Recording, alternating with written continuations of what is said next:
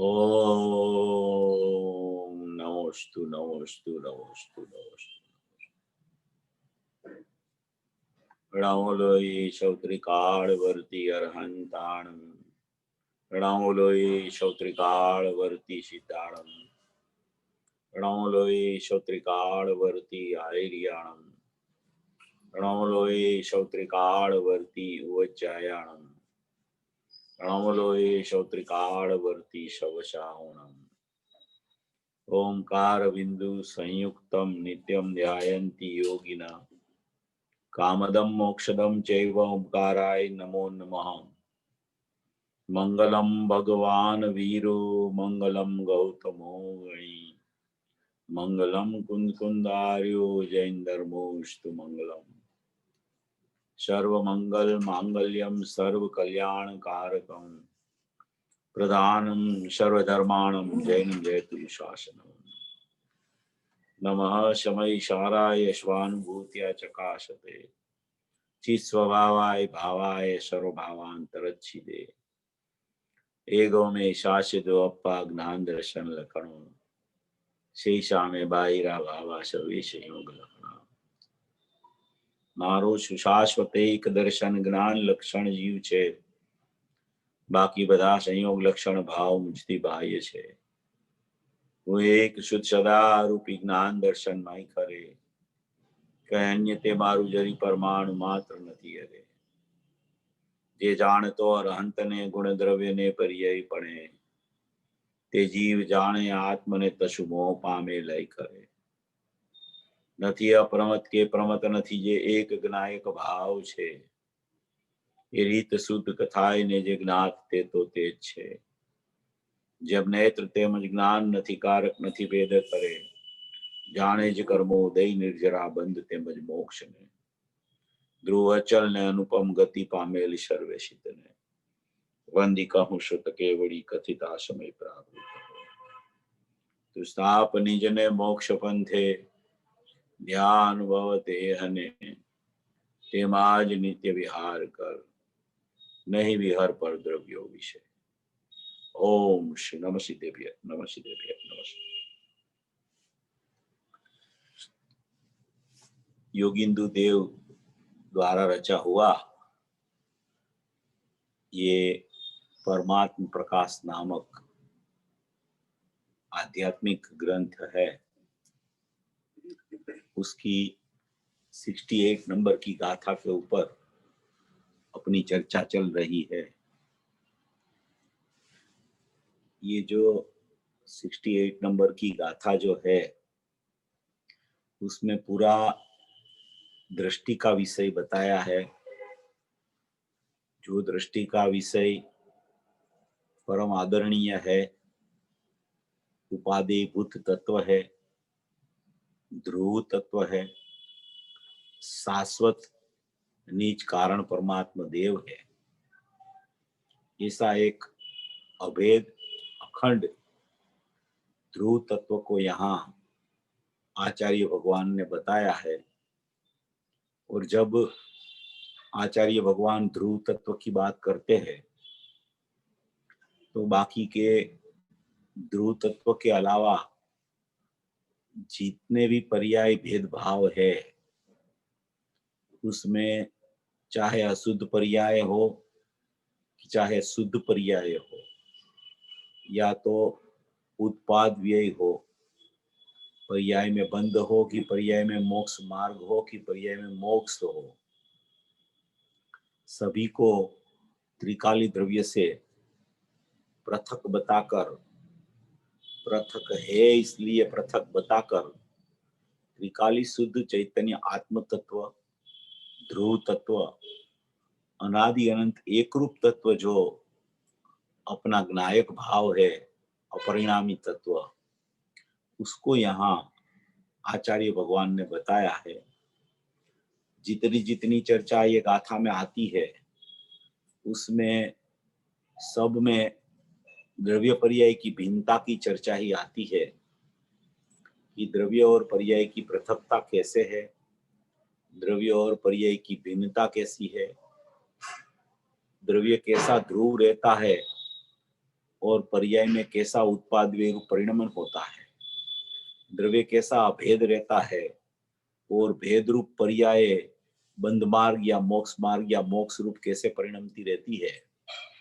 द्रव्य एक रहता है और पर्याय अनेकता रूप परिणमन करती रहती है, अशुद्ध या शुद्ध परिणाम। ऐसा दोनों की पृथकता, सर्वथा भिन्नता, सर्वथा पृथकता बताई है। कोई कथनचित पर्याय भिन्न है, कथनचित अभिन्न है द्रव्य से, ऐसा अनुभूति का प्रकरण भी न लेके त्रिकाली द्रव्य की ही चर्चा पूरी ये गाथा में आचार्य भगवान को बतानी है। जितनी जितनी पर्याय की चर्चा इसमें आती है वो निषेध करने के लिए आती है कि कोई भी पर्याय में तेरी दृष्टि रहेगी, कोई भी पर्याय रूप तेरा परिणमन होगा, या तो कोई भी पर्याय की तू प्रीति करता रहेगा, या तो कोई भी पर्याय में तू अहम करता रहेगा। चाहे वितरागी पर्याय भी क्यों न हो, ऐसी वितरागी पर्याय में भी दृष्टि अहम कर ले तो दृष्टि मिथ्यात्व हो जाती है। ऐसी कोई अलौकिक चर्चा ये परमात्म प्रकाश की 68 गाथा में भरी है। दृष्टि का विषय बता के दृष्टि उधर कैसे पहुंचे, और ये मैं ही हूं द्रव्य त्रिकाली, ऐसी दृष्टि की जब स्थापना वहां होती है तब जितनी भी शुद्ध पर्याय हो वो शुद्ध पर्याय भी सचमुच त्रिकाली द्रव्य में नहीं है, सचमुच त्रिकाली द्रव्य से भी नहीं है, वो पर्याय अपने में है और अपने से है। ऐसी कोई महत्वपूर्ण और तात्विक गंभीर चर्चा ये परमात्म प्रकाश की 68 नंबर की गाथा में भरी हुई है। अपन ने बहुत सी चर्चा तो इसकी कर ली है।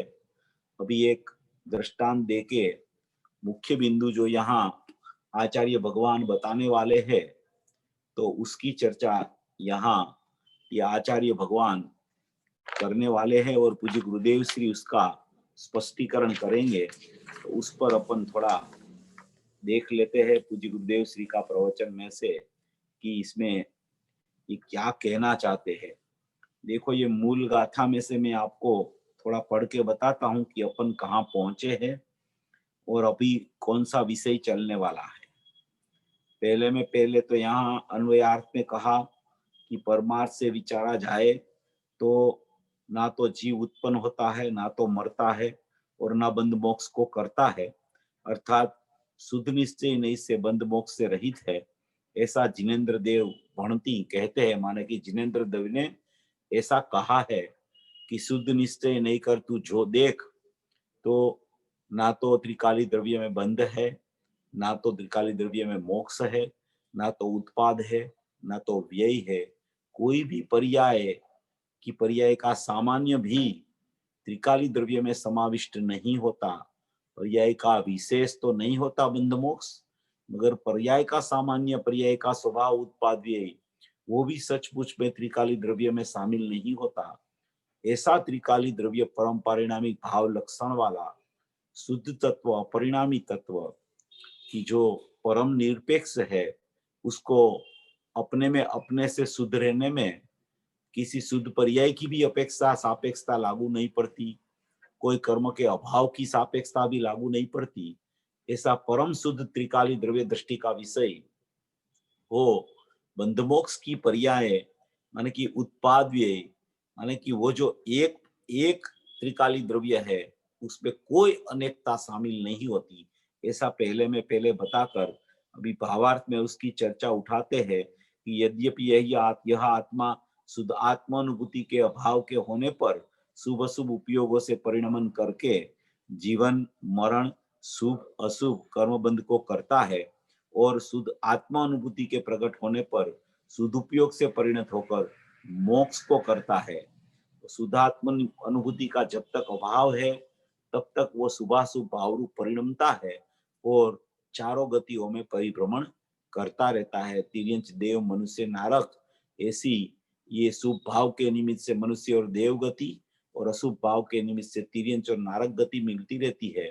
तो जब तक आत्मा अनुभूति नहीं होती, आत्म सम्मुख होके, आत्मा में अहम करके, मैं ही आत्मा हूं ऐसी दृष्टि बना के, जब तक शुद्धात्मा अनुभूति नहीं प्रकट होती, तब तक ये चारों गति का परिभ्रमण, मनुष्य देव तिरंच नारक शुभाशुभ भावों के फल में वो परिणमन निरंतर चलता रहता है। और जब वो दृष्टि हो जाती है, जब शुद्धात्मा अनुभूति होती है, जब सदुपयोग रूप परिणमन हो जाता है, जब त्रिकाली द्रव्य पर दृष्टि चली जाती है और उसका शुद्ध परिणमन हो जाता है, तो वो सदुपयोग से परिणत होकर मोक्ष को करता है। मोक्ष को करता है माने कि जो मोक्ष होता है, वो मोक्ष हुआ, उसको जान लिया कि अभी मेरा मोक्ष हो गया, तो वो शुद्ध उपयोग से मोक्ष मार्ग और मोक्ष की प्राप्ति होती है। तो भी शुद्ध पारिणामिक परम भाव ग्राहक शुद्ध द्रव्यार्थिक नहीं कर, न बंध का करता है और न मोक्ष का करता है। ये सब होने पर भी, शुद्धात्म अनुभूति होने पर भी, ये मोक्ष मार्ग और मोक्ष होने पर भी त्रिकाली द्रव्य उसका कर्ता और उसका भोक्ता कभी नहीं होता है। वो नियम से करता ही नहीं, कोई परिणाम का कर्ता त्रिकाली द्रव्य नहीं होता, क्योंकि वो अकर्ता रहता है। वो कोई परिणाम का ज्ञाता भी नहीं रहता, क्योंकि परिणाम का ज्ञाता बनने जाए तो अपना ज्ञातापना छूट जाता है। इसलिए वो स्वयं नियम से अकर्ता और ज्ञाता स्वभावी स्वयं अपने में परिपूर्ण है। वो किसी को पूर्ण करने नहीं जाता, किसी की अपूर्णता को नहीं देखता, किसी की अपूर्णता को देख के उसको मैं पूर्ण करूं ऐसी कर्तृत्व भी उसमें नहीं होता। और वो अपूर्ण है ऐसा जानने भी त्रिकाली द्रव्य वहां नहीं जाता। वो तो अपने में रहता हुआ स्वयं अपने से अपने में अकर्ता और ज्ञाता त्रिकाल रहता है। जब से जीव है तब से जब तक जीव रहने वाला है, माना कि अनादि से है और अनंत काल तक रहने वाला है, तब तक बीच में जो भी संसार भाव आवे पर्याय में, जो भी मोक्ष मार्ग के भाव पर्याय में आ जावे और जो भी मोक्ष वाला परिणमन भी पर्याय में हो जावे, मगर वो कोई भाव को त्रिकाली द्रव्य करता नहीं है। वो स्वयं अपने में अपने से ज्ञाता दृष्टा रहता है और अकर्ता स्वभावी भगवान आत्मा ना तो बंध को करता है, ना मोक्ष मार्ग को करता है, ना मोक्ष को करता है। ऐसा कथन सुनकर शिष्य ने प्रश्न किया कि हे प्रभु, शुद्ध द्रव्यार्थिक स्वरूप शुद्ध निश्चय नहीं कर मोक्ष का भी करता नहीं है, तो ऐसा समझना चाहिए कि शुद्ध नहीं कर मोक्ष ही नहीं है। जब मोक्ष नहीं, तब मोक्ष के लिए यत्न करना तो वृथा हो जाता है। तो उसका उत्तर कहते हैं, प्रश्न शिष्य ने उठाया कि अगर आप कहते हो कि मोक्ष का भी करता नहीं है शुद्ध निश्चय नहीं कर, तो फिर शुद्ध निश्चय नहीं कर मोक्ष का भी करता नहीं है, तो फिर अभी मोक्ष क्यों करे? मोक्ष की क्या जरूरत है? बंद है तो बंद रहे, मोक्ष है तो मोक्ष होवे, अपने को जरूरत ही क्या पड़ती है? तो कहते हैं कि शुद्ध निश्चय नहीं कर मोक्ष नहीं है। जब मोक्ष नहीं, तब मोक्ष के लिए पुरुषार्थ करना तो वृथा हो जाता है, व्यर्थ हो जाता है। पुरुषार्थ क्यों करे मोक्ष के लिए? मोक्ष मार्ग के लिए पुरुषार्थ क्यों करे? मोक्ष के लिए पुरुषार्थ क्यों करे? वो तो कोई कुछ काम का ही नहीं रहता। उसका उत्तर कहते हैं आचार्य भगवान कि मोक्ष है वह बंध पूर्वक है और बंध है वह शुद्ध निश्चय नहीं कर नहीं है। मोक्ष है वो बंध के अभाव पूर्वक होता है और जो बंध है वो शुद्ध निश्चय नहीं कर नहीं होता। इसलिए शुद्ध निश्चय नहीं कर, शुद्ध निश्चय नहीं से देखा जाए, त्रिकाली द्रव्य की दृष्टि से देखा जाए, तो ना तो वो बंध का करता है, ना तो वो मोक्ष का करता है। मोक्ष हुआ तो पूर्व पर्याय की बंध का अभाव होके मोक्ष की पर्याय की प्राप्ति हुई, तो सचमुच में वो ना बंध का भी करता था, ना मोक्ष का भी करता है। इसके लिए मोक्ष है वो बंध पूर्वक है और बंध है वो शुद्ध निश्चय नहीं कर नहीं है। जो शुद्ध निश्चय नहीं से बंध होता तो हमेशा बंधा ही रहता, कभी बंध का अभाव न होता। जो शुद्ध निश्चय नहीं से अगर बंध हो जाता तो त्रिकाली द्रव्य ही बंध जाता। अगर त्रिकाली द्रव्य ही बंध जाता तो कभी कोई जीव का मोक्ष नहीं होता, तो मोक्ष गति भी नहीं रहती। पंचम गति जो सिद्ध शिला पर सिद्ध भगवान अनंत सिद्ध बैठे हुए हैं, वो मोक्ष का भी सचमुच में अभाव हो जाता।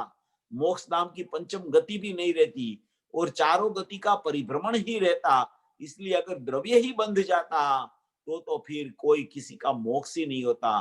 इसलिए द्रव्य बंधा हुआ नहीं है। त्रिकाली द्रव्य अबंध स्वभावी है, मुक्त स्वभावी है, अकर्ता स्वभावी है, ज्ञाता स्वभावी है।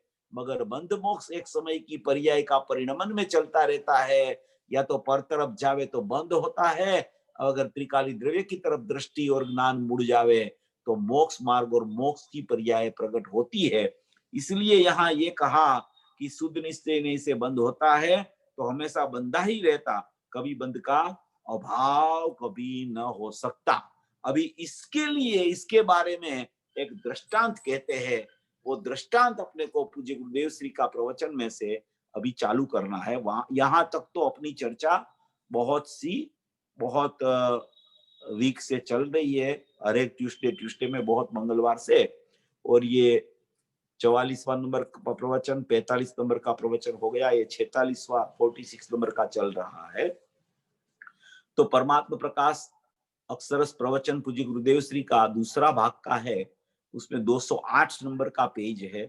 208 नंबर का पेज के ऊपर सबसे नीचे का पैराग्राफ है, उसके ऊपर अपन को चर्चा अभी चालू करनी है। देखो, ये दृष्टांत दे रहे हैं, बहुत मार्मिक दृष्टांत है, क्योंकि त्रिकाली द्रव्य कभी बंधता नहीं है, जो बंधता है वो छूटता है। जो बंध ही नहीं हुआ, जिसको, जो बंध मार्ग में परिणमित ही नहीं हुआ, उसको कहाँ मोक्ष मार्ग की जरूरत है। जिसको बंध ही नहीं हुआ उसको कहाँ मोक्ष की जरूरत है। जो तो स्वयं मोक्ष स्वरूपी भगवान आत्मा है, सदा मुक्त एवं है, वो सदा मुक्त एवं है, कभी बंधा ही नहीं, कभी बंध मार्ग में गया ही नहीं। वो त्रिकाली द्रव्य जो मुक्त है, सदा अपने में अपने से मुक्त है। एक बार गुरुदेव ने कहा कि उसको मुक्त कहना कि त्रिकाली द्रव्य मुक्त है, ऐसा कहना कि त्रिकाली द्रव्य मुक्त है, ऐसा एक प्रवचन में आया पूज्य गुरुदेव श्री के प्रवचन में। बहुत सी मार्मिक बातें पूज्य गुरुदेव श्री के प्रवचन में, इतनी बढ़िया बातें कभी कभी आ जाती है कि अपनी अगर दृष्टि बराबर सही हो न, तो दृष्टि वहां चोट जाती है कि हाँ, ये बात गुरुदेव ने बहुत अच्छी की। एक बार गुरुदेव ने फरमाया कि द्रव्य को मुक्त कहना, कि द्रव्य मुक्त कहना, कि द्रव्य मुक्त है, ऐसा कहना ने वो भी द्रव्य बंध वाला हो जाता है। ऐसा कहना वो भी बंध वाला हो जाता है द्रव्य। क्योंकि मुक्त क्यों कहे उसको, कि बंधा हुआ हो उसको मुक्त कहा जाता है। वो तो शाश्वत अकर्ता ज्ञाता स्वभावी भगवान आत्मा है, जानन देखनहार भगवान आत्मा है, उसको मुक्त भी क्यों कहे। अगर उसको आप मुक्त कहो तो उसका मुक्त का विरोधी तत्व जो बंध तत्व है, तो मुक्त कहने से ही वो बंधा हुआ था और मुक्त हुआ, ऐसी भ्रांति हो जाती जीव को।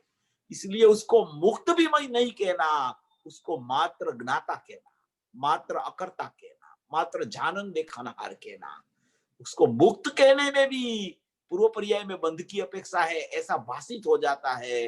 और वो बंध हुआ था और मुक्त हुआ, त्रिकाली द्रव्य भी मुक्त है ऐसा कहना, तो वो भी बंधा था और मुक्त हुआ, ऐसी भी कोई भ्रमणा अंदर में, ऐसा भी विकल्प हो जाता है। इसलिए उसको मुक्त भी नहीं कहना, उसको मात्र ज्ञाता, मात्र जाननहार, मात्र जाननहार, मात्र जाननहार कहना। जब बंध मोक्ष की चर्चा पर्याय में चले कि पर्याय में मोक्ष मार्ग होता है, पर्याय में मोक्ष होता है, तब ऐसा कहा जावे कि पर्याय में बंध मोक्ष जो है, मोक्ष मार्ग है और मोक्ष है, उससे त्रिकाली द्रव्य रहित है, इसलिए वो स्वयं मुक्त स्वरूप है, ऐसा कहने में आता है, वो अलग बात है। मगर गुरुदेव की शैली तो जब दृष्टि प्रधान बात करते हैं ना, तो सभी चीजों को अंदर में आवृत कर लेते हैं कि कहीं कोई कोने में उसकी गलती न रह जाए, कोई कोने में ऐसा न रह जाए कि ओ ये द्रव्य मुक्त है, द्रव्य मुक्त है, द्रव्य मुक्त है, तो उसको कोई ऐसा भी विकल्प अंदर अव्यक्त रूप से भी न हो जाए कि ये बंधा हुआ होगा और मुक्त हुआ होगा, ऐसा भी विकल्प न हो जाए। इसलिए पूज्य गुरुदेव सिंह ने ये स्पष्ट किया कि मुक्त कहना वो भी सचमुच में बंध की सापेक्षता आ जाती है। इसलिए द्रव्य मुक्त भी नहीं है, बंधा हुआ तो है ही नहीं, मगर मुक्त भी नहीं है। द्रव्य तो त्रिकाली ज्ञाता दृष्टा स्वभावी है, अकर्ता स्वभावी भगवान आत्मा है।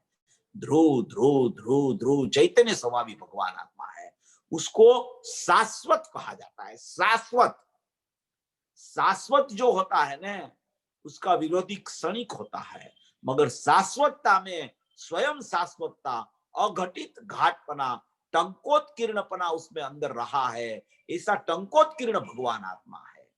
अघटित घाट किसी ने बनाया नहीं उसको। ऐसा अघटित घाट शब्द ये परमात्मा प्रकाश की गाथा में भी आया है। अघटित घाट है परमात्मा। टंकोत्कीर्ण, टंकोत्कीर्ण माने उसमें कोई बढ़ता भी नहीं कुछ और कुछ कमी भी नहीं होती। कमी नहीं होती उसका मतलब कि वो स्वयं अपने से टंकोत्कीर्ण माने कि मोक्ष स्वभावी भगवान आत्मा है, इसलिए उसमें कोई कमी नहीं है। वो परम शुद्ध निश्चय नहीं से देखो तो परम शुद्ध प्रकार, परम शुद्ध अपरिणामी तत्व है, इसलिए उसमें कोई कमी नहीं है। और वो सचमुच में उसमें कोई बढ़ता नहीं है कि मोक्ष मार्ग प्रकट हो जाए और मोक्ष प्रकट हो जाए तो द्रव्य में कुछ बढ़ना होता है, ऐसा नहीं होता है। इसलिए कम बढ़ से रहित अघटित घाट, कुछ घटना और कुछ बढ़ना उसमें नहीं होता है। ऐसा अघटित घाट स्वरूपी टंकोत्कीर्ण परमात्मा, ऐसा विनायक भाव, शाश्वत चैतन्य तत्व ध्रुव अखंड खूंटा है। वो सोगानी जी बोलते हैं ना कि ये खूंटा है, खूंटा, खूंटा को पकड़ ले, बाद में तू वहां घूमता रहे ना तो कोई तकलीफ नहीं है, मगर पहले वो खूंटा को पकड़ ले, तू तेरी दृष्टि बना ले, तेरा द्रव्य को तू देख ले पहले में पहले। ऐसी नजर बनाने के लिए ये परमात्मा प्रकाश की 68 नंबर की गाथा योगिंदु देव ने, योगिंदु आचार्य ने लिखी है। देखो यहाँ ये दृष्टांत देते हैं, वो पूरा द्रव्य और पर्याय का दृष्टांत है कि द्रव्य कैसे त्रिकाल रहता है और पर्याय कैसे बंधती है और पर्याय कैसे छूटती है। द्रव्य तो बंधना और छूटना उसमें है ही नहीं, इसलिए द्रव्य तो द्रव्य रूपी रहता है। जो बंधता है वो छूटता है, जो जिसको बंध होता है वो मुक्त होता है। मुक्त स्वरूप को क्या बंध और क्या मुक्ति, ज्ञाता दृष्टा को क्या बंध और क्या मुक्ति। इसलिए यहाँ ये दृष्टांत देके ये सिद्धांत घटाते हैं, घटाएंगे और द्रव्य पर्याय की भिन्नता कैसी है, यही बात ये पूरी गाथा में बतानी है। जिसको ये द्रव्य पर्याय की भिन्नता बैठ जाती है उसको सचमुच में द्रव्य ही दिखने लगता है। द्रव्य दिखने लगता है, द्रव्य भले दिखे दृष्टि में या पर्याय में, मगर दिखता है द्रव्य, तो वो द्रव्य की महिमा यहाँ बतानी है। त्रिकाली द्रव्य का यहाँ निरूपण करना है, शुद्ध आत्म तत्व का निरूपण है। वो दृष्टि का विषय जो पूज्य गुरुदेव श्री ने 45 साल तक दृष्टि का विषय की चर्चा अपने कोई प्रवचन में नहीं की हो, ऐसा नहीं है। ऐसा दृष्टि का विषय यहाँ योगिंदु देव बता रहे हैं। ऐसा यहाँ कहते हैं, देखो यहाँ कहते हैं 208 नंबर का पेज है, परमात्म प्रकाश भाग 2 अक्षर प्रवचन पूज्य गुरुदेव श्री का, उसका आखिरी पैराग्राफ है। यहाँ कहते हैं जो शुद्ध निश्चय नहीं से बंद होता, अगर शुद्ध निश्चय नहीं से ही बंद हो जाता, अगर त्रिकाली द्रव्य ही बंध जाता, त्रिकाली द्रव्य में ही सचमुच बंद हो जाता, तो क्या होता कि अगर त्रिकाली द्रव्य शुद्ध निश्चय नहीं से ही बंद होता तो हमेशा बंधा ही रहता, तो बंधा ही रहता, तो मोक्ष गति भी नहीं होती, मुक्ति ही नहीं होती उसकी, सदाई बंद होता, सदाई बंद होता। क्योंकि द्रव्य त्रिकाल है, द्रव्य त्रिकाल है, इसलिए द्रव्य में बंद हो गया तो त्रिकाल बंद हो गया। वहां पर्याय में बंद है और द्रव्य मुक्त है, द्रव्य अबंध स्वभावी है, वो ऐसा ख्याल आवे तो अलग बात है। मगर ऐसा ही कहे कि शुद्ध निश्चय नहीं से द्रव्य ही बंध गया है, अगर वो बंध गया होता तो वो तो त्रिकाल बंधा हुआ रहता। जो बंधा हुआ होता तो किसके आश्रय से पर्याय में भी मुक्ति होती, किसके आश्रय से पर्याय में मोक्ष मार्ग और मोक्ष होता। कोई जीव छूटता ही नहीं कभी, मोक्ष गति ही चली जाती, मोक्ष गति ही नहीं रहती, पंचम गति ही नहीं रहती, अनंत सिद्ध परमात्मा नहीं रहते हैं, ऐसा तो कभी होता ही नहीं। इसलिए कहते हैं कि जो शुद्ध निश्चय नहीं से बंद होता तो हमेशा बंधा ही रहता, हमेशा बंद चलता रहता। इसलिए कभी बंध का अभाव न होता। अगर शुद्ध निश्चय नहीं से बंद हो जाता, त्रिकाली द्रव्य ही में ही बंद होता, तब तो बंध का अभाव ही कभी न होता। इसके बारे में दृष्टांत कहते हैं, इसके बारे में ये दृष्टांत देते हैं कि शुद्ध निश्चय नहीं से त्रिकाली द्रव्य में बंध कभी नहीं होता है। जहां बंध होता है वहां त्रिकाली द्रव्य नहीं होता, और जहां त्रिकाली द्रव्य होता है वहां कभी बंध नहीं होता। वही ये बताता है कि पर्याय है वो द्रव्य से सर्वथा भिन्न है। सर्वथा भिन्न माने बिना कोई जीव को दृष्टि का विषय दृष्टि में नहीं आता। वो सर्वथा भिन्न मानने से पहले अगर वो कथनचित का जो विषय पर चढ़ जाए और दृष्टि का विषय को सलामत न रख सके तो उसकी दृष्टि द्रव्य पर नहीं जा सकती। अगर त्रिकाली द्रव्य ही कथनचित अभिन्न हो गया हो पर्याय से, अगर पर्याय रूप हो गया हो, पर्याय से वो एक में एक हो गया हो, तब तो त्रिकाली द्रव्य में ही बंद हो जाता, और त्रिकाली द्रव्य ही सचमुच में बंद होता तो मुक्ति का प्रश्न ही खड़ा नहीं होता। इसलिए यहाँ सर्वथा भिन्नता वाला प्रकरण ये गाथा में बता रहे हैं कि कभी बंध का अभाव न होता। इसके बारे में दृष्टांत कहते हैं कि कोई एक पुरुष साकल से बंध रहा है, साकल से कोई पुरुष को बांध दिया है, जैसे जो बाहुबली भगवान थे ना, उसको वेल विटड़ा गई थी पूरे शरीर में, ऐसे वेल विटड़ा गई थी ना, ऐसे ही कोई पुरुष को अगर बांध दिया हो साकड़ से, साकड़ माने की केची, केची माने की जंजीर है, उससे अगर बांध दिया हो अगर किसी पुरुष को, ऐसे ही बांध दो उसको, ऐसे बांध दो। अगर कोई पुरुष को साकल से बंध, कोई पुरुष साकल से बंध रहा है और कोई एक पुरुष बंध से रहित है, दो पुरुष रखो, एक पुरुष साकल से बंधा हुआ रखो और एक पुरुष को साकल से मुक्त रखो, बंधा हुआ नहीं है, और एक बंधा हुआ है और एक बंधा हुआ नहीं है। ऐसे पर्याय बंधी हुई है, द्रव्य मुक्त है, द्रव्य बंधा हुआ नहीं है, उसको साकड़ का स्पर्श ही नहीं होता। जहां बंध भाव है वहां साकड़ का स्पर्श होता है। जहां मुक्ति का स्वरूप ही अपना मुक्त स्वरूप है, जहां ज्ञाता दृष्टा जाननार करता स्वभावी भगवान आत्मा है, वहां कोई बंध का प्रश्न ही खड़ा नहीं होता। कितना भी वो उसको बांध ले, मगर अपने में अपने स्वभाव से ही द्रव्य तो हमेशा मुक्त ही रहता है। सदा मुक्त है वह, सदा ज्ञाता दृष्टा, सदा करता स्वभावी भगवान आत्मा तो कभी बंधता ही नहीं है। तो कहते हैं इसके बारे में दृष्टांत कहते हैं कि कोई एक पुरुष साकल से बंध रहा है और कोई एक पुरुष बंध रही थे। उनमें से जो पहले बंधा था, पहले जो बंधा था, जिसमें बंद हुआ था, पर्याय में बंद हुआ था, अभी पर्याय में बंद हुआ था, जिसको उनमें से जो पहले बंधा था उसको तो मुक्त छूटा कहना, ऐसा कहना वो ठीक मालूम पड़ता है। जहां बंद हुआ है वहां तो मोक्ष होता है, जहां बंद मार्ग है वहां तो मोक्ष मार्ग होता है, जहां मोक्ष मार्ग होता है वहां तो मोक्ष होता है। मगर जहां बंद भी नहीं तो वहां मुक्ति कैसे होगी?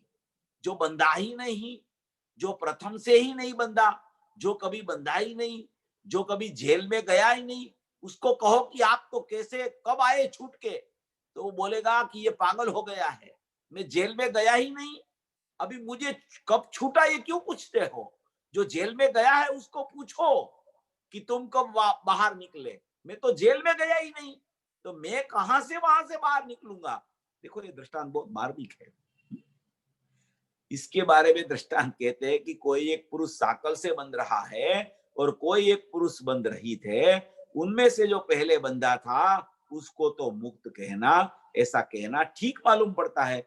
बंधा हो उसको छूटना कहना वो तो ठीक है, और दूसरा जो बंधा ही नहीं है उसको जो आप छूट गए ऐसा कहा जाए तो वो तो आपके ऊपर क्रोध करे, कोप करे। यहाँ कोप लिखा है शब्द उसमें गाथा में, कोप करे, कोप करे माने क्रोध करे कि अरे आप किसकी बात कर रहे हो, हैं?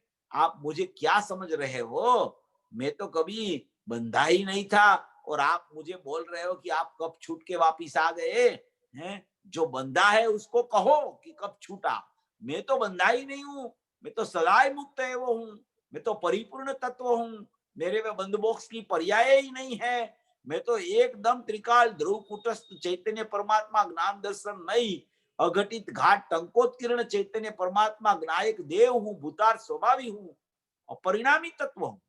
अपरिणामी तत्व ऐसी चीज है, अपरिणामी, जिसमें परिणमन ही नहीं होता, जिसमें बंध भी नहीं होता, जिसमें मोक्ष भी नहीं होता, ऐसा अपरिणामी तत्व है जो परिणमता ही नहीं, कभी कुटस्थ ध्रुव रहता है, कभी परिणमता नहीं, सदाय अपरिणामी रहता है। अपरिणामी अपरिणामी, वो सोगानी जी ने धूम मचाई अपरिणामी की, मैं अपरिणामी तत्व हूं। वो ऐसा बोलते थे, मैं अपरिणामी हूं, अपरिणामी नहीं, मैं अपरिणामी हूं, मैं अपरिणामी हूं, ऐसी धून लगाते थे अपरिणामी तत्व की, मैं तो अपरिणामी तत्व हूं।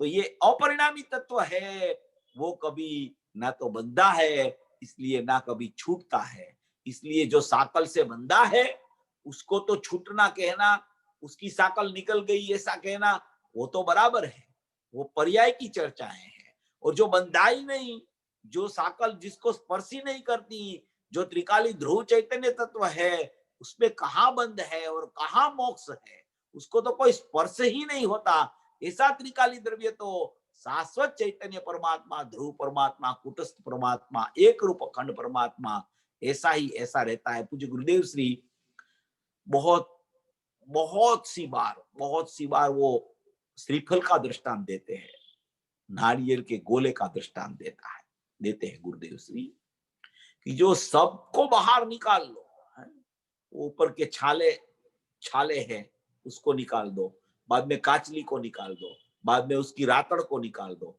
और अंदर में जो सफेद टोपरा है, माने कि छाला माने वो कर्म की सत्ता है, अंदर के कर्म की सत्ता है ना, वो अंदर नहीं है, ऊपर ऊपर है, उसको पहले निकाल दो। फिर उसमें से काचली, काचली माने ये छाला जो था वो तो क्या है, नौ कर्म में जाता है। काचली जो है, काचली अंदर की, वो द्रव्य कर्म में जाता है, वो द्रव्य कर्म है। और जो अंदर की रातड़ है, जो सफेद टोपरा के ऊपर जो लगी हुई है, वो भाव कर्म की स्थिति है। तो नौ कर्म, द्रव्य कर्म और भाव कर्म से पृथक ऐसा जो त्रिकाली द्रव्य है, क्योंकि जहां भाव कर्म होता है ना, जहां भाव बंध होता है, वहां भाव मोक्ष होता है। और जहां भाव बंध होता है तो वहां द्रव्य कर्म की सत्ता में बंध भी होता है। द्रव्य कर्म की सत्ता के बंध में होता है तो वहां उसका अबधा काल आता है, तो फिर से वहां भावबंध, अगर वो उसकी दृष्टि कर ले द्रव्य कर्म की, तो फिर से वहां भावबंध की स्थिति हो जाती है। और वो उसकी दृष्टि न करे तो वहां भाव मोक्ष होता है। तो ये भावबंध और भाव मोक्ष, ये सब पर्याय का प्रकरण है। वो पर्याय से पृथक ऐसा जो व्हाइट सफेद गोला अंदर में जो पड़ा है, वो सचमुच में त्रिकाली द्रव्य ध्रुव अपरिणामी तत्व है। वो गुरुदेव बहुत बार बोलते थे कि ये श्रीमद राजचंद्र जी थे ने, उसको ये सफेद गोला छूटा पड़ गया था। ये संसार अवस्था में भी, ये संसार अवस्था में ये सफेद गोला ध्रुव त्रिकाली द्रव्य वो छूटा पड़ जाता है। छूटा पड़ जाता है माने कि होने पर भी, उसको भावबंद होने पर भी वो भावबंद की तरफ दृष्टि नहीं जाती, वो सफेद गोले की तरफ, त्रिकाली ध्रुव तत्व तरफ दृष्टि चली जाती है। तो ये दृष्टि की कमाल में जब वो उसको त्रिकाली ध्रुव दिख जाता है, तो भाव कर्म होने पर भी वो सचमुच में दृष्टि अपेक्षा से उसको बंध नहीं होता। ऐसा ये त्रिकाली ध्रुव तत्व है, वो कभी बंधा हुआ नहीं है, इसलिए उसमें मुक्ति नहीं होती। वो कहीं भी वो श्रीफल चला जाए, सफेद टोपरा अंदर में जो पड़ा है, उसको कोई नुकसान नहीं होता। चाहे निगोद की दशा हो, चाहे मोक्ष की दशा हो, जो निगोद में सो ही मुझ में, वही मोक्ष मजार, निश्चय भेद कछु नाही, भेद गिने संसार। माने कि कहीं भी त्रिकाली द्रव्य रहे, वो तो अपने में अपने से सदा ही मुक्त रहता है, वो कभी बंधा ही नहीं। साकल से जो बंधा है, जिसमें बंद होता है, उसकी साकल निकाल के, जंजीर निकाल के उसकी मुक्ति होती है। मगर ये बंधाई नहीं, ये कभी बंद मार्ग में ही नहीं गया, तो इसको मोक्ष मार्ग में जाने का क्या उचितता है, कभी होता ही नहीं। इसलिए त्रिकाली द्रव्य जो कुटस्थ ध्रुव परमात्मा है, उसमें ना तो बंध होता है, ना तो मुक्ति होती है। इसलिए यहाँ दृष्टांत दिया कि जो बंधा था उसको छूटना ऐसा कहना वो तो ठीक है, मगर दूसरा जो बंधा ही नहीं, उसको जो आप छूट गए ऐसा कहा जाए, तो वह तो क्रोध करता है। अरे आप क्या कहते हो, हम बंधे थे तो छूटे ऐसा कहते हो, 209 नंबर का पेज पर, हम बंधे थे तो छूटे हैं ऐसा कहते हो, हम जेल में गए थे तो छूटे ऐसा कहते हो, उसका अर्थ के हमने कुछ गुनाह किया था, हमने कुछ गुनाह ही नहीं किया, हमने कुछ गुनाह किया था, जेल में गया था तो छूटा। ये सब नकी हो जाता है। जो जेल में जाता है वो जेल में से छूटता है, उसकी मुद्दत पूरी होती है तो वो जेल में से बाहर निकलता है। बंद की मुद्दत पूरी होती है तो वो मोक्ष में जाता है, ऐसा कहा जाता है। मगर ये पहले से ही बंद मोक्ष से रहित परमात्मा त्रिकाली ध्रुव चैतन्य तत्व है, ना तो वो बंधा है, इसलिए उसकी मुक्ति नहीं होती है। जहां बंद होता है पर्याय में, उसकी मुक्ति होती है। इसलिए जो जेल में गया है वो छूटता है। वो जेल में क्यों चला जाता है? वो पर्याय अपेक्षा से, वो पर्याय अपेक्षा से भी जेल में जाता है ना। वो नियम से उसने कभी द्रव्य को देखा ही नहीं है, इसलिए उसकी पर्याय में बंध चलता रहता है। अभी वो मुक्त स्वरूपी भगवान आत्मा है, उसको यहाँ बता रहे हैं। वो मुक्त स्वरूपी भगवान आत्मा उसकी दृष्टि में बैठ जाए तो उसको ना तो बंध होता है ना तो मोक्ष होता। मोक्ष की भी जरूरत नहीं है, बंध की तो जरूरत रहती नहीं दृष्टि हो जाए तो, मगर उसको मोक्ष की भी जरूरत नहीं रहती। उसको तो ऐसा पता चल जाता है कि मेरा त्रिकाली द्रव्य में ना तो बंध है ना तो मुक्ति है, तो मोक्ष से भी मुझे क्या लाभ है? कुछ लाभ नहीं है। मुझे द्रव्य दिख गया तो समझो कि मोक्ष ही हो गया। वो मोक्ष की चिंता भी उसे नहीं रहती। इसलिए यहाँ जो ये मार्मिक प्रकरण ऐसा बता रहे हैं कि जिसकी दृष्टि बन जाती है त्रिकाली द्रव्य की तरफ, उसको बंध मोक्ष की कोई परवाह नहीं रहती, उसको बंधना ही नहीं होता तो छूटने का कोई प्रश्न ही खड़ा नहीं होता।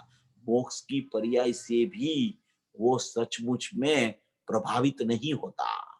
जिसको मोक्ष मार्ग प्रकट हो जाता है, जिसकी दृष्टि द्रव्य पर चली जाती है, वो द्रव्य को ऐसा देखता है कि द्रव्य में ना बंध है और द्रव्य में ना मोक्ष है, तो वो द्रव्य को देखने वाले को कोई पर्यायों की प्रति आकर्षण नहीं रहता, कोई पर्यायों के प्रति प्रीति नहीं रहती। कोई पर्याय प्रकट करे कि मैं ये पर्याय प्रकट करूं, ये पर्याय प्रकट करूं, ये पर्याय क्यों नहीं होती है, ऐसा विकल्प ही उसका समाप्त हो जाता है। क्योंकि उसको पता चल गया है कि द्रव्य में पर्याय नहीं है और मैं द्रव्य हूं, तो जितनी पर्याय आने वाली है वो काल क्रम में क्रमबद्ध में आ जाएगी। मेरे को ना तो उसको देखना है, ना तो उसको फिराना है, ना तो उसको जानना है, ना तो उसको प्रकट करना है। क्योंकि मैं प्रकट स्वरूपी भगवान आत्मा, चैतन्य तत्व प्रकट स्वरूपी भगवान आत्मा है, तो प्रकट होना, कोई प्रकट हो जाए पर्याय, वो उसमें नहीं होता। इसलिए ध्रुव तत्व की महानता जिसको दिखती है, उसको सचमुच में पर्यायों के प्रति उदासीनता हो जाती है और ध्रुव तत्व में वो आसीन हो जाता है। ऐसी चर्चा यहाँ कर रहे हैं कि जो छूटा है, अगर उसको ऐसा उसने कुछ गुनाह किया हो, उस गुनाह किया हो, जेल में गया हो, तो उसको छूटना कहना वो तो सब नक्की हो जाता है। हम तो कभी बंधे ही नहीं, हमने कभी गुनाह ही नहीं किया, इसलिए हम जेल में कभी गए ही नहीं, हमको छूटा, ऐसा आप क्यों कहते हो? ऐसा क्यों कहते हो कि आप छूट के कब आए? आप तो छूट गए, आपकी तो मुक्ति हो गई। तो क्या हम तो मुक्त स्वरूप ही है, हम कभी बंधे ही नहीं थे, इसलिए हमारी मुक्ति का प्रश्न ही खड़ा नहीं होता। ये आप पर्याय का उपचार हमारे द्रव्य पर मत लगाओ। पर्याय में बंध है, पर्याय में मोक्ष होता है, पर्याय में मोक्ष मार्ग होता है, द्रव्य में कुछ नहीं होता। द्रव्य तो जानन देखन रहता है। तो हमारे पर वो उपचार मत लगाओ पर्याय का भेद करके, ये बंद हो गया और ये मुक्ति हो गई। हम ना तो कभी बंद में गए, ना तो कभी हमारी मुक्ति होती है। इसलिए हम तो सदाई जानन देखन हार घटित घाट चैतन्य परमात्मा टंकोत किरण रहते हैं। जो बढ़ना घटना होता है वो हमसे बहुत दूर होता है। हमसे बहुत दूर होता है इसका मतलब कि हमेरे में नहीं होता है, इसलिए वो हमसे बहुत दूर है। इसलिए हम तो ना उसको देखते हैं, ना उस तरफ झांकते हैं, ना उस तरफ जाते हैं। हमेरा त्रिकाली द्रव्य ऐसा है, वो मैं त्रिकाली द्रव्य ही हूं, इसलिए मेरे में बंद बॉक्स नहीं है। ऐसी दृष्टि बन जाती है। ऐसी दृष्टि की कमाल अगर नजर पड़ गई उधर, तो द्रव्य द्रव्य द्रव्य द्रव्य ही दिखने लगता है। ऐसा टंकोत किरण घटित घाट स्वरूपी चैतन्य परमात्मा है। तो ये कहते हैं कि कब हमने गुनाह किया ही नहीं, जेल में गया ही नहीं और हमें छूटा, ऐसा आप कहते हो। टीकाकार ने भाषा में कोप शब्द लिखा है। कोप माने ऐसा क्रोध करने लगता है कि हमें क्यों कहते हो कि मुक्त हो गया, हम बंधे ही नहीं, फिर हम कहां से मुक्त होंगे, हम जेल में गए ही नहीं तो हम कहां से बाहर निकलेंगे। जो जेल में गया है उसको कहो कि तुम बाहर निकल गया तो बहुत अच्छा हुआ, मगर हम तो जेल में ही नहीं गए, इसलिए उसको क्रोधित हो जाता है। उसको कोई ऐसा कहे कि तुम अच्छा हुआ बाहर निकल गए जेल में से, तो वो क्रोधित हो जाता है, कोप करने लगता है। तदा कोपम करोति ऐसा शब्द है, संस्कृत टीका में है। ऐसा कहा जाए तो वह क्रोध करे कि मैं कब बंधा था सो यह मुझे छूटा कहता है। क्या मैं पहले जेल में गया था तो आप मुझे छूटा ऐसा कहते हो। बंद होवे वह छूटे, इसलिए बंदे को तो मोक्ष कहना ठीक है। समझ में आया, जो बंद होता है वो छूटता है, बंदे को तो मोक्ष कहना ठीक है, मगर मैं तो बंधा ही नहीं हूं। राग से बंधा था वो पर्याय में मुक्त हुआ ऐसा कहना तो बराबर है। पर्याय की आप चर्चा करो, पर्याय में बंध था और पर्याय में मुक्ति हुई, तो पर्याय की चर्चा पर्याय से करो कि पर्याय में त्रिकाली द्रव्य की दृष्टि नहीं थी तो उसमें बंध होता था, और त्रिकाली द्रव्य की दृष्टि हो गई तो पर्याय में मुक्ति हो गई। ऐसी पर्याय से आप पर्याय की चर्चा करो तो पर्याय के लिए तो वो बात बराबर है, मगर मेरे लिए वो बात क्यों कहते हो आप कि अच्छा हुआ आप बाहर निकल गए, अच्छा हुआ आप ज्यादा नहीं रहे वहां। अरे मैं तो वहां गया ही नहीं जेल में, तो मैं कहां से बाहर निकलूंगा। वो पर्याय की अपेक्षा से आप बात करो पर्याय की तो बराबर है, मगर मुझे ऐसा मत कहो कि आप अच्छा हुआ बाहर निकल गए, क्योंकि मैं तो मुक्त स्वरूपी भगवान आत्मा हूं, चैतन्य स्वरूपी हूं। मैं कभी ना बंधा था, इसलिए ना कभी मेरा मोक्ष होता है। राग से बंधा हो वो पर्याय में मुक्त हुआ ऐसा कहना वो बराबर है। पर्याय में राग से बंधा था तो राग से छूटा ऐसे पर्याय वाले को कहना वो तो बराबर है, मगर और बंधा ही ना हो उसे छूटे कैसे कह सकते हो। जो बंधा ही नहीं उसे छूटा ऐसा आप क्यों कहते हो। जो त्रिकाली द्रव्य बंध मुक्त से सदाई रहित है उसको आप मुक्त हुआ ऐसा क्यों कहते हो। ये क्या है कि पूरी अपनी चैतन्य सत्ता की महिमा वाला प्रकरण है। तो ये जो अपना ध्रुव परमात्मा है, त्रिकाली द्रव्य है, वो कभी बंधता नहीं है, इसलिए उसका कभी मोक्ष नहीं होता, इसलिए वो मोक्ष स्वरूपी भगवान आत्मा है। वो सर्व अवस्था ने विषे न्यारो सदा जनाए। सर्व अवस्था, सर्व अवस्था, सर्व अवस्था, कोई भी अवस्था हो, सर्व अवस्था के विषय न्यारो, न्यारो माने जुदो, एकदम पृथक ही दिखे, पर्यायों से अधिक माने कि जुदा दिखे, पृथक दिखे, कोई भी अवस्था हो। सर्वावस्था ले लिया श्रीमद राजचंद्र जी ने, सर्वावस्था ने विषय न्यारो सदा जनाए। प्रगट रूप चैतन्यमय ये एंधान सदाए। प्रगट रूप चैतन्यमय है, वो चैतन्यमय परमात्मा है, प्रगट रूप है वो, प्रगट रूप चैतन्यमय है वो, उसको प्रकट करना नहीं है। वो तो पर्याय में उसको पता चल गया कि मैं द्रव्य हूं, तो पर्याय अपेक्षा से कहा जाए कि मोक्ष प्रकट हो गया, मोक्ष मार्ग प्रकट हो गया पर्याय में। ये तो प्रकट रूप चैतन्य है, त्रिकाल प्रकट रूप है, उसको प्रकट करना नहीं पड़ता, ये शाश्वत प्रकट है, जाज्वल्यमान दीपक है।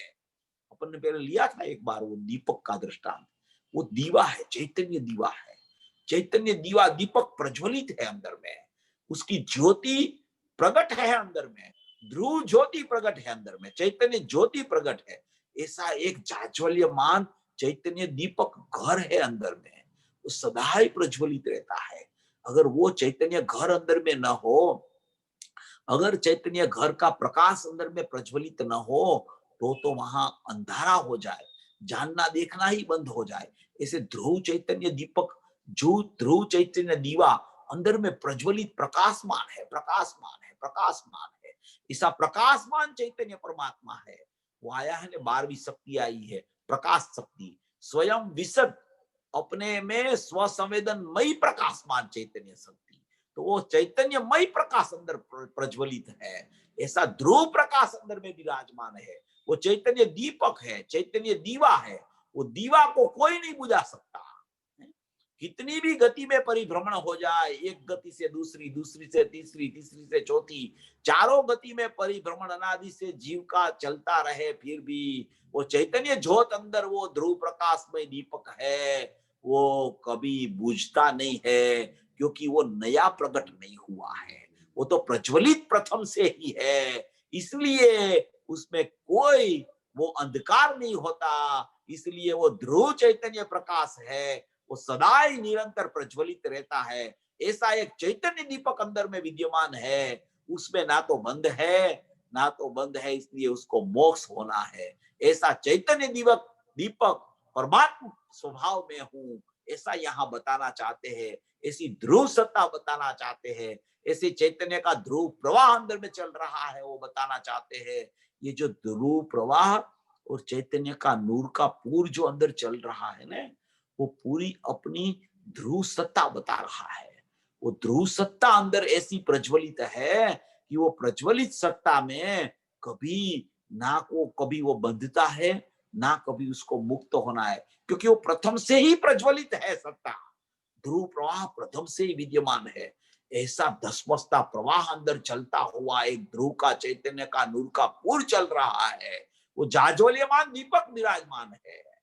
वो दीपक के लिए, उसको देखने के लिए कोई दूसरा दीपक की जरूरत नहीं पड़ती है। तो कि दृष्टि करो द्रव्य पर, दृष्टि करो द्रव्य पर, दृष्टि करो द्रव्य पर। अरे भाई, वो दृष्टि की कुछ काम ही नहीं है, वो दृष्टि तो पर्याय है। अभी भी तो पर्याय से उसका मूल्यांकन तेरे दीपक का मत कर कि उसकी दृष्टि करो, उसकी दृष्टि करो, उसकी स्थापना करो, उसमें अहम करो। अरे भैया, अहम करना, दृष्टि करना, वो सब पर्याय का विषय हो जाता है। ये तो प्रथम से ही जाज्वल्यमान प्रज्वलित है। मैं ही प्रज्वलित हूं, मैं ही चैतन्य दीपक हूं, मैं ही ध्रुव का अनादि अनंत पूर्व हूं, मेरे में ही ध्रुव का प्रवाह निरंतर बहता पूर्व चल रहा है। ऐसी मेरी कोई धसमसता प्रवाह रूप चैतन्य धारा अंदर में चल रही है। ऐसा मेरा एक चैतन्य परमात्मा अंदर विद्यमान है। ऐसा मैं ध्रुव प्रवाह रूपी चैतन्य नूर का पूर्व अनादि से अंदर में पड़ा हूं और अनंत काल तक रहने वाला हूं। ना तो उसमें कोई बद्ध होता है, इसलिए उसको मुक्ति की जरूरत नहीं है। ये ऊपर ऊपर की चर्चाओं में ये ध्रुव कहीं आता ही नहीं है। 11वां कलश में आया, समय सार का 11 नंबर का कलश है, 14वीं गाथा के बाद का। उसमें ऐसा लिखा कि द्रव्य स्वभाव के ऊपर ऊपर पर्याय तैरती रहती है। कहां तैरती रहती है? ऊपर ऊपर तैरती रहती है। द्रव्य स्वभाव के ऊपर ऊपर पर्याय तैरती रहती है। ऊपर ऊपर तैरती रहती है, उसका मतलब यह है कि बंध है वो भी ऊपर ऊपर है, मोक्ष है वो भी ऊपर ऊपर है। मेरे में कोई प्रवेश नहीं होता। मैं तो चैतन्य दीपक प्रज्वलित प्रथम से ही चैतन्य दीवा अंदर में विद्यमान है। वो दीपक प्रथम से ही प्रज्वलित हो रहा है। चैतन्य ज्योत प्रथम से ही विराजमान है।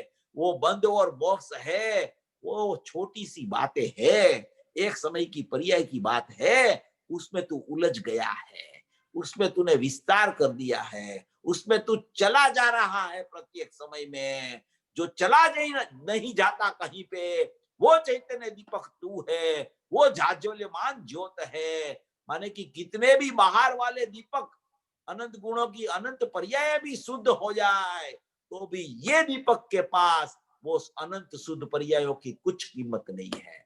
ऐसा ये जाज्वल्यमान तत्व है।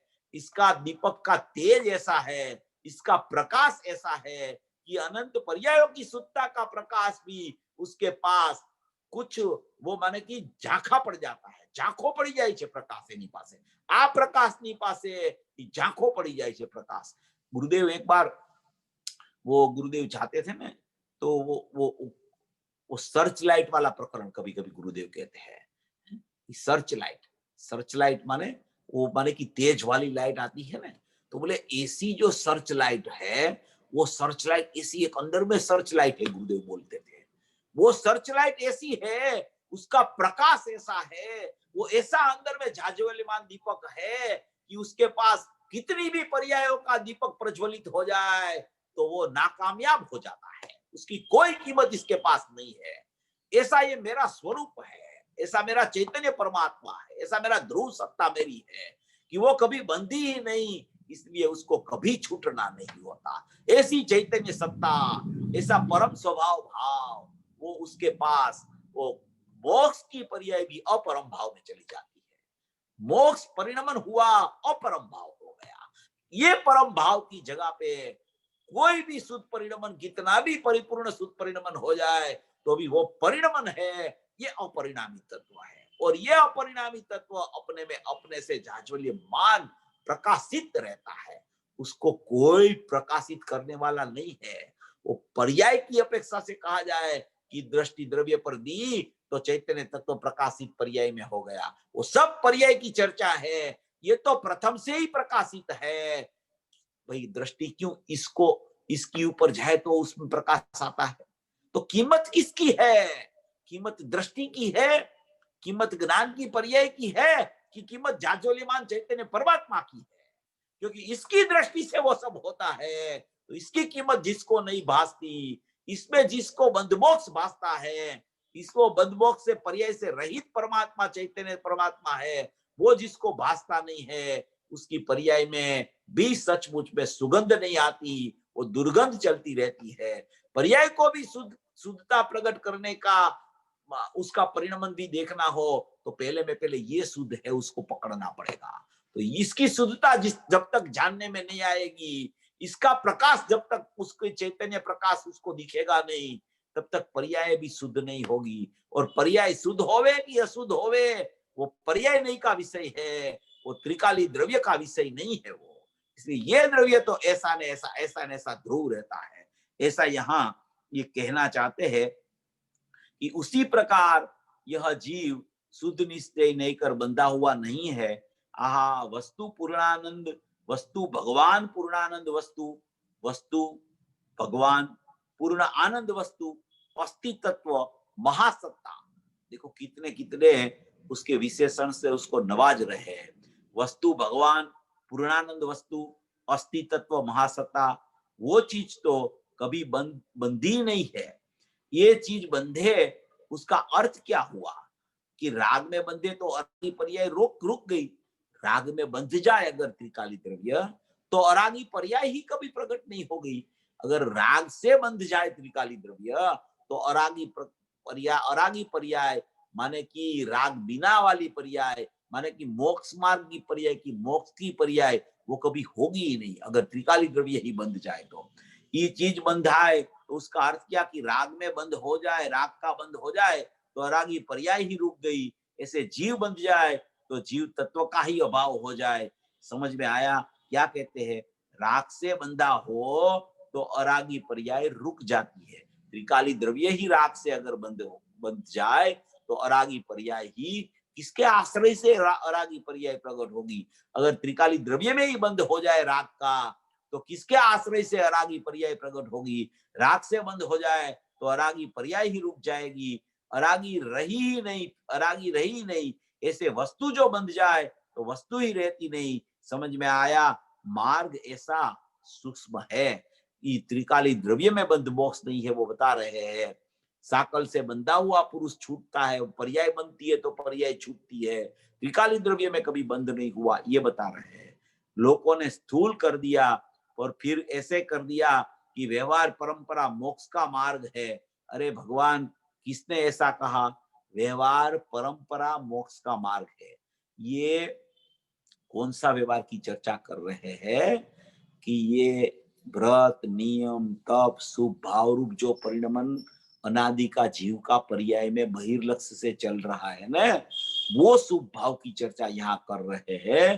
कि फिर लोगों ने ऐसा स्थूल कर दिया, स्थूलता की बात है, स्थूल कर दिया कि व्यवहार परंपरा मोक्ष का मार्ग है। अरे भगवान, किसको किसने कहा?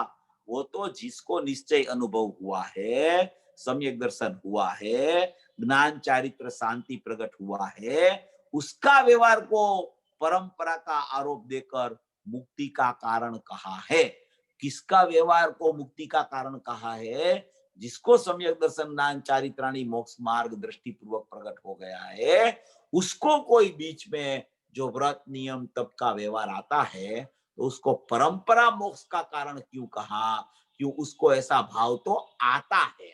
ये दृष्टि जिसकी बन गई है सम्यक दर्शन ज्ञान चारित्र, उसकी पर्याय में ऐसा भाव आता है, तो वो क्या होता है कि ऐसा भाव उसको आए बिना नहीं रहता। इसलिए उसको परंपरा ऐसी चलने वाली है, उसको सचमुच में परंपरा से मोक्ष कहने में, मोक्ष का मार्ग की परंपरा कहने में आई है। उसका व्यवहार को परंपरा का आरोप देकर मुक्ति का कारण कहा है, परंपरा का आरोप देकर, परंपरा के नहीं, परंपरा का आरोप देकर उसको मुक्ति का कारण कहा है।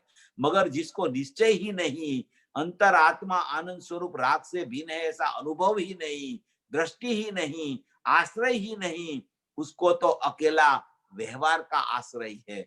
अकेला व्यवहार का आश्रय माने द्रव्य की दृष्टि बिना का अगर परलक्षी परिणमन चल रहा है, उसको एकांत क्रिया शुभ भाव की चल रही है, उसको परंपरा कारण कहने में नहीं आता। जिसको स्वामित्व वो भाव से, शुभ भाव से छूट गया है, शुद्ध भाव में स्वामित्व प्रकट कर लिया है जिसने सम्यक दर्शन ज्ञान चारित्राणि मोक्ष मार्ग, उसको कोई परंपरा कारण कहने में आने का उपचार लागू पड़ता है। वो एकला व्यवहार का आश्रय है, उसको व्यवहार परंपरा मुक्ति का कारण है, समझ में आया। ऐसा व्यवहार तो अनंत बेर किया, अनादि से ऐसा व्यवहार करके करके आया। अनंत बेर नवमी ग्रीवेक में चला गया, मुनिव्रत धार अनंत बेर ग्रीवेक उपजायो, वे निज आत्म ज्ञान बिस लेस सुख न पायो। अनंत बार मुनिपणा ले लिया, अनंत बार द्रव्यलिंगी साधु हो गया, फिर भी नवी ग्रीवेक तक पहुंच गया, फिर भी उसमें उसको सुख की, आत्मिक सुख की प्राप्ति, इतना सुख भाव की प्रचुरता होने पर भी आत्मिक सुख की प्राप्ति सम्यक दर्शन चारित्राणि मोक्ष मार्ग नहीं हुआ। इसलिए भवकट्टी नहीं हुई, एक भव भी कम नहीं हुआ। इसलिए ये शुभ भाव जो चल रहा है वो कुछ काम का नहीं है, कुछ काम का नहीं है। उसका मतलब ये है कि वो गति के लिए तो काम का है, मगर वो परंपरा सचमुच में वो अच्छी गति भी उससे मिल जाए, ऐसा भी अगर उसका अभिप्राय बन जाता है, तो सचमुच में वो सही गति का भी कारण नहीं बनता। इसलिए ये पूरी अभिप्राय की चर्चा होती है, उसका अभिप्राय कहाँ चल रहा है, वो शुभ भाव चल रहा है, वो परंपरा चल रही है, उससे कुछ हो जाएगा, ऐसा अभिप्राय अगर बन जाता है, तो सचमुच में उसको शुभ भाव भी कहा नहीं जाता, वो तो अशुभ भाव है। बहुत सी बार शास्त्र में भी आता है कि जो पापानुबंधी पुण्य होता है ना, वो सचमुच में पुण्य ही नहीं कहा जाता, और पुण्यानुबंधी पुण्य होता है वो सम्यक दृष्टि को होता है, पापानुबंधी पुण्य होता है वो मिथ्या दृष्टि को होता है। इसलिए जब तक पापानुबंधी पुण्य चलता है, तब तक वो उसको शुभ भाव भी सचमुच में नहीं कहा जाता। ऐसा यहाँ ये बात पूज्य गुरुदेव श्री ये सूक्ष्मता वाली बात ऐसा कह के बता रहे हैं। वो परंपरा मुक्ति का कारण होता है, समझ में आया। ऐसा व्यवहार तो अनंत बेर किया, अनंत बार व्यवहार किया, नवमी ग्रीवेक गया तो भी क्या उसका उधर का अनंता पुद्गल परावर्तन शास्त्र में लिखा है, नवमी ग्रीवेक का अनंत पुद्गल परावर्तन किया। क्या कहते हैं गुरुदेव, देखो नवमी ग्रीवेक ग्रीवेक तक जाने का अनंत पुद्गल परावर्तन कर दिया, वहां तक जाके भी अनंत बार ऐसा हो गया, फिर भी सम्यक दर्शन के बिना अधूरा रह गया। सच्चा आत्मा को नहीं पहचाना तो सच्ची प्रतीति नहीं हुई, उसके बिना ये शुभ भाव कुछ काम का सचमुच में है नहीं। नवमी ग्रेवेक का अनंत पुद्गल परावर्तन किया है, आहा समझ में आया। एक पुद्गल परावर्तन के भाग में अनंत अनंत भाव होता है, एक पुद्गल परावर्तन होता है, उसके भाग में, उसके थोड़े भाग में भी अनंत अनंत भाव हो जाता है। एक पुद्गल परावर्तन का अनंत में भागे अनंत भाव होता है, ऐसा अनंत पुद्गल परावर्तन नवमी ग्रीवेक का किया, अनंत अनंत काल किया। ऐसे शुभ भाव की दशा तो बहुत ऊंची हुई, उसके कारण स्वर्ग में भी गया, मिथ्या दृष्टि की भूमिका में आखिरी हद का शुभ भाव हुआ, उससे भी कुछ लाभ हुआ नहीं, क्योंकि मिथ्यात्व जब तक रहा तब तक जन्म मरण रहा। सम्यक अनुभव के बिना व्यवहार जो है वो व्यवहार भी नहीं है। अज्ञानी के पास तो व्यवहार ही कहाँ है, निश्चय हुआ हो उसको राग बाकी रहा, उसको व्यवहार कहने में आता है। मगर जिसको निश्चय ही नहीं है तो उसको व्यवहार कहाँ से आएगा। वो तो पूरा आत्मा ही उस रूप हो गया, आत्मा वो रूप हो गया ही नहीं, इसलिए अनुभव हुआ। उसका राग को परंपरा मुक्ति का कारण आरोप से कहने में आता है। देखो जब तक मिथ्यात्व जिंदा है ना, जब तक मिथ्यात्व जिंदा है वो अनंत संसार का कारण है। मिथ्यात्व माने क्या कि ऐसा जो शुभ भाव चल रहा है प्रति समय पर्याय में, उसको मेरा मानना, उसका नाम मिथ्यात्व है। वो करते करते कुछ हो जाएगा ऐसा मानना, उसका नाम मिथ्यात्व है। ऐसी शुभ भाव की क्रिया ही नहीं करेंगे हैं। अभी हमको अशुभ में तो जाना नहीं, हम शुद्ध में जा सकते नहीं, तो ऐसी शुभ भाव की क्रिया ही हम नहीं करेंगे तो फिर हम अशुभ में चले जाएंगे। तो कि बस ये तुझे भ्रांति चल रही है, यही भ्रांति तुझे शुद्ध में नहीं जाने देती। तू ऐसा आग्रह करके शुभ भाव का परिणमन करने के लिए करता है, उसका मतलब कि तुझे मिथ्यात्व हो रहा है। वो करने के लिए शुभ भाव मत कर, वो आता है उसको जानता रहे और वो मेरा भाव नहीं है ऐसा भेद ज्ञान करके, मेरा त्रिकाली शुद्ध चैतन्य परमात्मा मेरा है ऐसा शुभ भाव आवे तब ऐसा भेद ज्ञान का विचार कर कि ये शुभ भाव मेरा परिणमन नहीं है।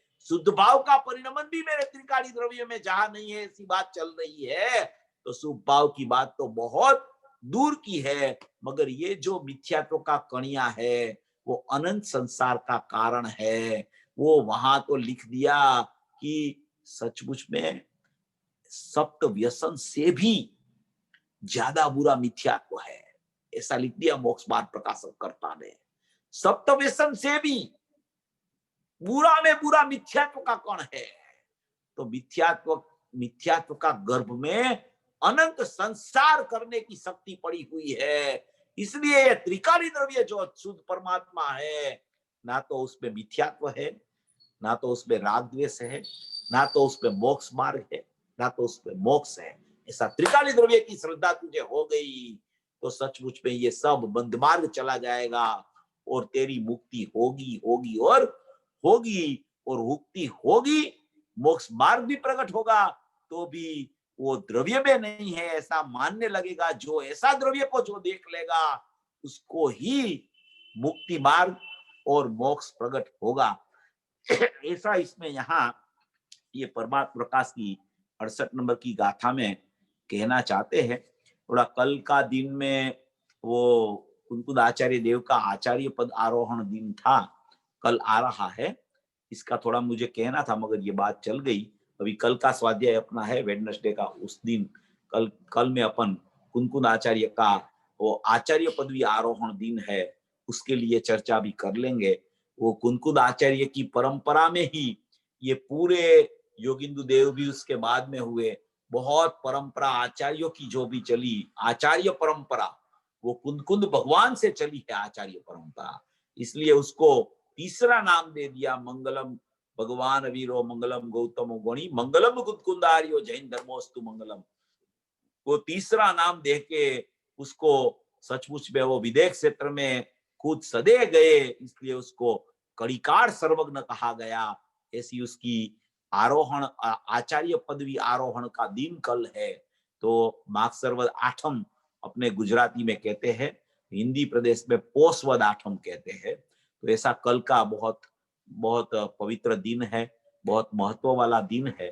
तो कल अपन उसकी चर्चा, थोड़ी कल के स्वाध्याय भी है अपना, तो उसमें कल चर्चा कर लेंगे। थोड़ा आज मेरे को लेना था मगर थोड़ा ये टाइम हो गया, अभी मेरे को पता चला कि ये 10 बज गया है, तो अभी उसको अपन नहीं छेड़ेंगे। कल उसकी चर्चा वो कुंकुद आचार्य की भी आचार्य पदवी की उसकी पूरी चर्चा थोड़ी ले लेंगे आधे घंटे तक। तो आचार्य कुंकुद आचार्य की महिमा भी जीव को आ जाए ना, तो ऐसे ऐसे शास्त्र जो भी योगिंदु देव के भी जो परमात्मा प्रकाश का शास्त्र रचना हुई वो कुंकुद आचार्य की परंपरा में से निकली है। दृष्टि का विषय तो कुंकुद आचार्य ने दिया, वो नियम सार में पूरी दृष्टि पूर्वक चारित्र प्रधान शैली में उसमें भी दृष्टि का विषय बताया, समय सार में ठेर ठेर दृष्टि का विषय बताया, यही योगींद्र देव ने यहाँ दृष्टि का विषय बताया। तो ऐसा कुंकुद आचार्य देव का कल वो आचार्य पदवी आरोहण दिन है, उसकी चर्चा भी अपन कर लेंगे। अभी का ये यहाँ अपना स्वाध्याय समाप्त कर रहे हैं। सभी भवी जीव ऐसा अपना चैतन्य स्वरूप भगवान आत्मा है, त्रिकाली द्रव्य जो है कि जिसमें ना बंध है, ना मोक्ष है, ना मोक्ष का मार्ग है, ऐसी कुटस्थ ध्रुव सत्ता है। उसको सचमुच में पहचाने, उसकी पहचान करे, उसको वास्तव में जान ले, तो मोक्ष मार्ग और मोक्ष तो सरलता से प्रकट हो जाएगा। पर्याय की क्रमबद्धता ही ऐसी होगी कि वो पर्याय में बंध चला जाएगा और मोक्ष मार्ग और मोक्ष आ जाएगा। ऐसा ध्रुव का श्रद्धांत से ही कार्य की सिद्धि हो जाती है। ऐसा ध्रुव परमात्मा सभी के ज्ञान श्रद्धा में बसे, ऐसी मंगल भाव। बहु सरस मारा चैतन्यनी महिमा। આજે અહીંયા 293 પેજ 393 ગુરુદેવે પૂર્ણાનંદ વસ્તુ અસ્તિ તત્વ મહાસત્તા એટલે અવાંતર સત્તા ને મહાસત્તાને હિસાબે ત્યાં વાત કરેલી. અને બીજું રાગમાં બંધાય તો અરાગી પર્યાય રોકાય ગઈ એટલે શું નિર્મળ પર્યાય પ્રગટ ન થાય એમ. એમ જ કેવા हाँ वही कहने का आशय वही है कि अगर त्रिकाली द्रव्य ही बंध जाता, राग रूप हो जाता, तो फिर मुक्ति की पर्याय ही किसी की नहीं होती, तो मोक्ष तत्व ही नहीं रहता। अरागी पर्याय ही नहीं होती तो मोक्ष तत्व ही नहीं रहता। तो नव तत्व में जो मोक्ष तत्व भी बताया है कि जीव अजीव पुनपाप आश्रवबंध संवरण निजरा मोक्ष, तो मोक्ष तत्व ही नहीं रहता। अगर त्रिकाली द्रव्य ही बंध जाता, राग से ही बंध जाता त्रिकाली द्रव्य, तो मुक्ति की पर्याय, संवरण निजरा की पर्याय की, मोक्ष की पर्याय ही नहीं होती। तो ऐसा नव तत्व का ही अभाव हो जाता। ऐसा तो होता नहीं, अरागी पर्याय ही नहीं हो सकती, इसलिए वो बंध मोक्ष से रहित है त्रिकाली द्रव्य, ऐसा कहना चाहते हैं इसमें। और दूसरा अवांतर सत्ता, और वो उसमें तो यहाँ महासत्ता माने त्रिकाल सत्ता बता रहे हैं, बस मूल सत्ता बता रहे हैं, वो त्रिकाल सत्ता की चर्चा है। बराबर। किसी को सवाल हो तो अनम्यूट करो, माइक्रोफोन को क्लिक करोगे तो अनम्यूट हो जाएंगे, और फोन थी आयो तो *6 दबा के कर सकोगे। तो जेने सवाल हो तो एक करी ले।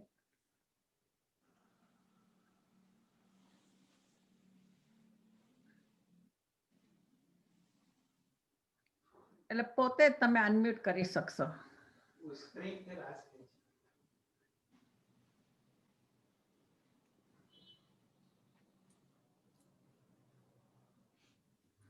I guess કોઈનો સવાલ નથી લાગતો આજે. જીનવાણી લઈ લે. હાજી.